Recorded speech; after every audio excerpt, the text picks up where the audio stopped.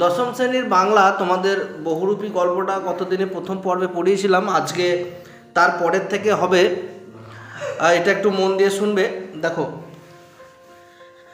হরিদার জীবন এই রকম বহু রূপের খেলা দেখে একরকম চলে যাচ্ছে। তাহলে এখানে হরিদা কি করত? হরিদা বহুরূপী সেজে বহুরূপীর কাজ করে তার কিন্তু সংসার চলতো। মানে বহুরূপী সাজে সেজে মানুষকে আনন্দ দিয়ে মজা দিয়ে কিন্তু হরিদার সংসার কিন্তু চলতো। এই শহরের জীবনে মাঝে মাঝে বেশ চমৎকার ঘটনা সৃষ্টি করেন বহুরূপী হরিদা। হরিদা কিন্তু চমৎকার চমৎকার সাজেন, বহুরূপী সাজেন এবং মনকে ভুলিয়ে দেন কাদের? সাধারণ জনগণের। সন্ধ্যার আলো সবেমাত্র জ্বলেছে, দোকানে দোকানে লোকজনের ব্যস্ততা আর মুখরতাও জমে উঠেছে। সন্ধেবেলায় দেখবে সব আমরা দোকানে পাটে আমরা সব মানে আড্ডা দিই, জমজমাট হয় দেখবে সন্ধ্যের দিকটা। হঠাৎ পথের উপর দিয়ে ঘুঙুরের মিষ্টি শব্দ রুমঝুম করে বেজে বেজে চলে যেতে থাকে। মানে কে আগে ঘুঙুর পরে নেমে পড়েছে রাস্তায়? তাহলে কে? এক রূপসী বাইজি প্রায় নাচতে নাচতে চলে যাচ্ছে। রূপসী বাইজি নাচতে নাচতে চলে যাচ্ছে। শহরে যারা নতুন এসেছে তারা দুই চোখ বড় বড় করে তাকিয়ে থাকে, কিন্তু দোকানে হেসে ফেলে হরিদার কাণ্ড। মানে কিন্তু দোকানদার হেসে ফেলছে, ই নিঘাত হরিদা, এই বাইজি সেজে আমি ঘুঙুর পরে এসব কে করবে সন্ধ্যাবেলায় হরিদা ছাড়া? কেন এখানে দোকানদার হেসে ফেলছে? কেন বাদ বাকিরা অবাক হয়ে যাচ্ছে দোকানদার কেন হেসে ফেলছে? হ্যাঁ, দোকানদার চেনে, দীর্ঘদিন ওই হরিদা এসব করে। বাদ বাকি বাইরের লোকগুলো তো জানে না হরিদাকে, যে ওরা ভাবছে বাইজি না কে না কে, কিন্তু জানে দোকানদার।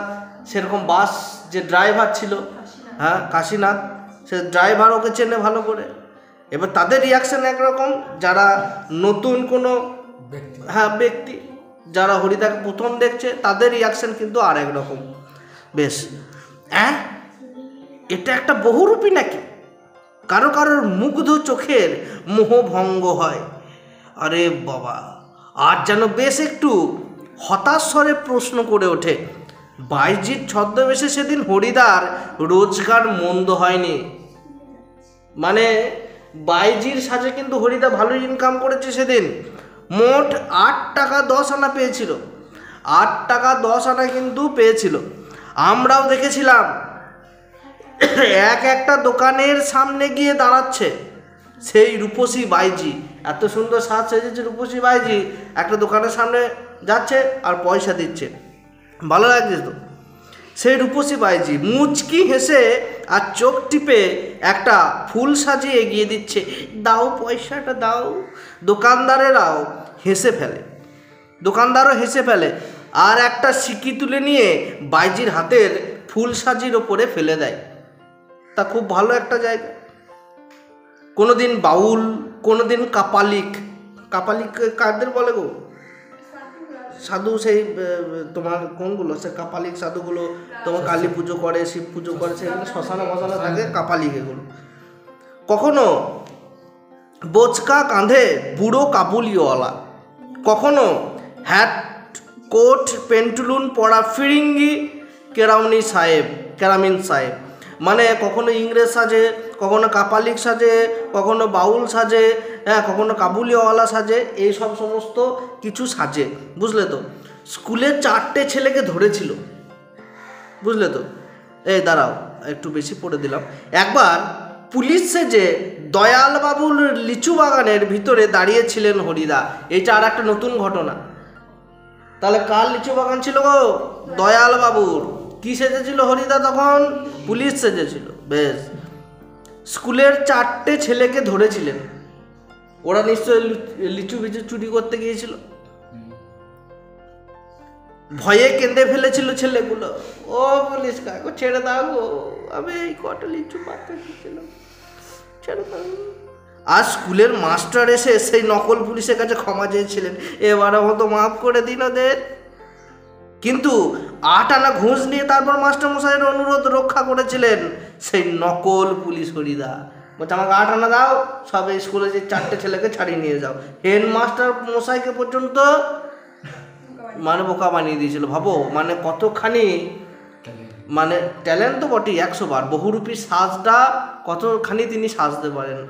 তার একদম রক্তে রক্তে কি হরিদার কিন্তু বহুরূপী গুণগুলো ফুটে ওঠে। পরের দিন অবশ্য স্কুলের মাস্টারমশাই জানতে বাকি থাকেনি কাকে তিনি 8 আনা ঘুষ দিয়েছেন, কিন্তু মাস্টারমশাই একটু রাগ করেননি, বরং একটু তারিফই করেছিলেন। বাহ, সত্যি খুব চমৎকার পুলিশ সেজেছিল হরি, এইটা আর কি। বুঝতে পেরেছ? আজ এখন কিন্তু আমরা ঠিক বুঝতে পারছি না হরিদা এত গম্ভীর হয়ে কি ভাবছেন। কিন্তু একটা ভাবছে, সন্ন্যাসীর গল্পটা শুনে কি হরিদার মাথার মধ্যে নতুন কোনো মতলব ছটফট করে উঠেছে? মানে আবার হয়তো কিছু হরিদা মাথায় কিন্তু সাজের একটা কিন্তু ঘটনা আসছে, যে কিছু একটা কিন্তু সে সাজবে। কে? হরিদা। ঠিকই, আমাদের সন্দেহ মিথ্যা নয়। হরিদা বললেন, আজ আমাদের একটা জবর খেলা দেখাবো, আজ তোমাদের একটা জবর খেলা দেখাবো। আমাদের দেখিয়ে আপনার লাভ কি হরিদা? আমাদের কাছ থেকে একটা সিগারেটের চেয়ে বেশি কিছু তো পাবে না, মানে পাবেন না আর কি। আসলে কি মানে আমাদের যদি কারো কিছু ব্যক্তিগত ট্যালেন্ট থাকে, আমরা কিন্তু বন্ধুদের মধ্যেও সেগুলো দেখাই। এবার হরিদাকে বলছি, হরিদা আমি তো তোমাদের সাথে মানে তোমার কাছে এসে আড্ডা মারি, আড্ডা দিই, গল্প করি, তোমার কাছে চাটা খাই, এসব করি। তা আমাদের কাছে তোমাকে মানে তোমার ট্যালেন্ট দেখে কী লাভ হবে? আমার কাছ থেকে একটা হয়তো সিগারেট দেবো, বেশি কিছু পয়সা তো আর পাবেন আমার কাছ থেকে, আমাদের কাছ থেকে। হরিদা, না, ঠিক তোমাদের দেখাবো না, আমি বলছি তোমরা সেখানে থেকো। আমি যেখানে দেখাবো তোমাদেরকেও দেখাবো, কিন্তু যেখানে দেখাবো তোমরা থাকবে, তোমরাও দেখবে, আবার বাদ বাকি যারা রয়েছে তারাও দেখবে। তাহলে দেখতে পাবে। বলছে কোথায়? হরিদা বলছে আজ সন্ধ্যায় জগদীশ বাবুর বাড়িতে। বলছে আজ সন্ধ্যাতে জগদীশ বাবুর বাড়িতে আসল খেলাটা খেলা হবে। কোথায় হবে গো? জগদীশ বাবুর বাড়িতে। তাহলে কি হবে দেখি। হঠাৎ জগদীশ বাবুর বাড়িতে খেলা দেখাবার জন্য আপনার এত উৎসাহ জেগে উঠলো কেন? হরিদাকে প্রশ্ন করছে লেখক শুদ্ধ সবাই, যে হরিদা তোমার আজ মন কি ব্যাপার, জগদীশ বাবুর বাড়িতে কেন যাকে খেলা দেখাবো? জগদীশ বাবু কিন্তু বড় লোক মানুষ, এটা মনে রেখো। হরিদা হাসেন, মোটা মতন কিছু আদায় করে নেব। বুঝতেই তো পারছো পুরনো দিনটা, হ্যাঁ, রূপ ধরে ঘুরে বেরিয়েও 2-3 টাকার বেশি হয় না। আসলে ব্যাপারটা কি, তুমি সারা গ্রাম শহরে ঘুরেও জানা ইনকাম হয়।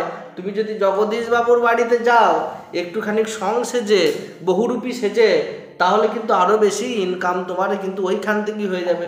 বেশি ঘোরাঘুরির কোনো প্রয়োজন হবে না।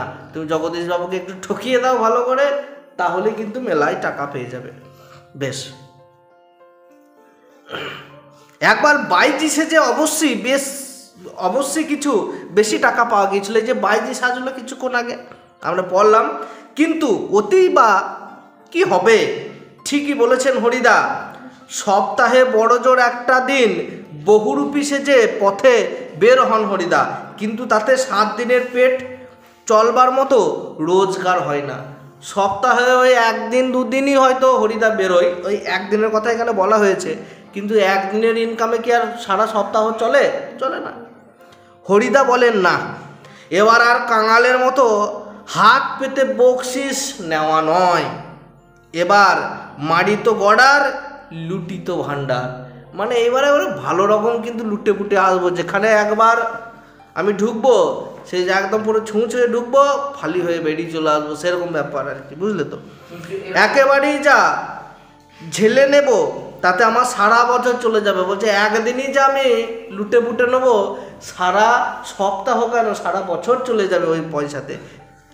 এর পরের পাতায় আসি, এই অবধি পড়াবো, তারপরে 2 নম্বর থেকে আবার পরের দিনে হবে।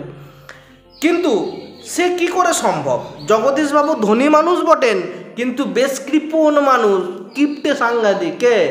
জগদীশবাবু। আগেই আমরা জেনেছি। হরিদাকে একটা যোগী সন্ন্যাসী কিংবা বৈরাগী সাজতে দেখে কত আর খুশি হবেন জগদীশবাবু। তাহলে এই যে জগদীশবাবুর বাড়িতে একটা সন্ন্যাসী কিন্তু এর আগে এসেছিল, 100 টাকা গুঁজে দিয়েছিল ঝুলিতে। সেই রকম যদি দিয়ে দেয় 100 টাকা, তাহলে কিন্তু সারা বছর চলে যাবে। আর খুশি হলেই বা কত আনা বকশিস দেবেন? 5 আনার বেশি তো আর নয়। হরিদা বলেন, তোমরা যদি দেখতে চাও তবে আজ ঠিক সন্ধ্যাতে জগদীশবাবুর বাড়িতে থেকো। আজকে আমি জগদীশবাবুর পয়সা আমি উসুল করে নেব। ঠিক। আমরা বললাম থাকবো, আমাদের স্পোর্টসের চাঁদা নেবার জন্য আজ ঠিক সন্ধ্যাতেই জগদীশবাবুর কাছে যাব। মানে খেলাধুলো হবে, সেই স্পোর্টের চাঁদা আমরা কিন্তু নিতে যাব। তাহলে আমরা ওইখানেই থাকবো, তুমি যা ক্যালি দেখাবে দেখিও জগদীশবাবুর কাছে। বেশ, 2 নাম্বারটা পরের দিন আমরা এই অবধি থাকলো আজকে। চ্যানেলে নতুন হলে অবশ্যই চ্যানেলটিকে তোমরা সাবস্ক্রাইব করো, আর চ্যানেলে নতুন হলে সাবস্ক্রাইব করো। আর তোমরা পছন্দ হলে পড়ানোটা অবশ্যই একটা লাইক করে দিও। ভিডিওটি দেখার জন্য তোমাদের অসংখ্য ধন্যবাদ। জয় হিন্দ, বন্দে মাতরম।